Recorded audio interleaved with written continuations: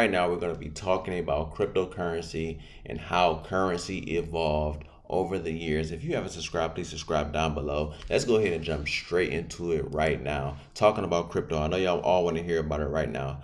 Let's talk about it. Penny came out in 1792. Okay, is when we were using this currency very long time ago. 70 years later, we have the dollar, very famous. We move on from that dollar as we grew over time, right? And we got to say 160 years later, that leads us into debit around the 1950s to 1970s. Now, by time it was 2006, the debit cards were issued out worldwide, Visa and MasterCards, okay, in 2006.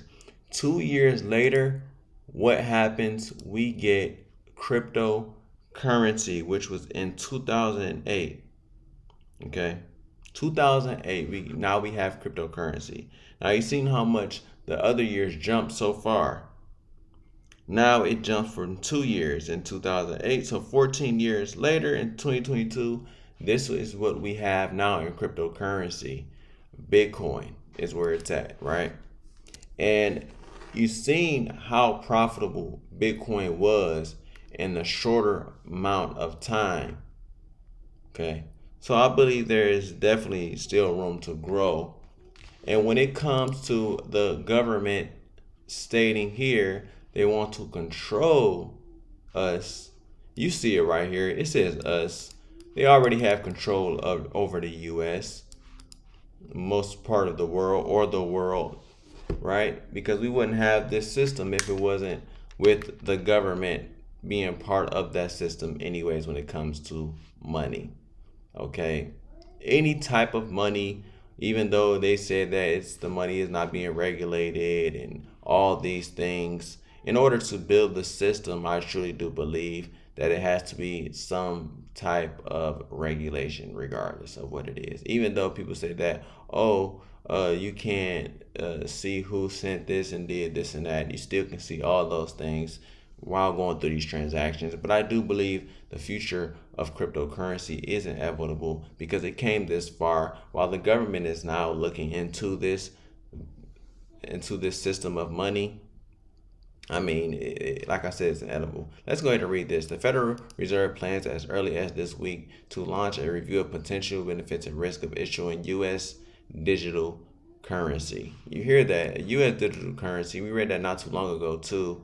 And as the central banks around the world experiment with the potential of the new form of money, central banks, you've seen it, as I just read over here, that the central banks was, I believe, around 1950s to 1970s. I wrote that down in my notes right there.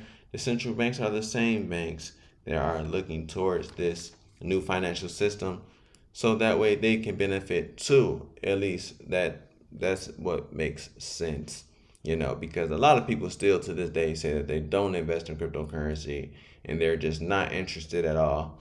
But it seems that our future is leaning on that financial system. Unlike private cryptocurrencies like Bitcoin, a fair version will be issued backed by the U.S. Central Bank, a government entity, as the U.S. paper dollar, bills, and coins. So you see it there first. You've seen it. The coins and their paper dollar bills, and what's happening is it's leading into the system that we all invest in at this very moment.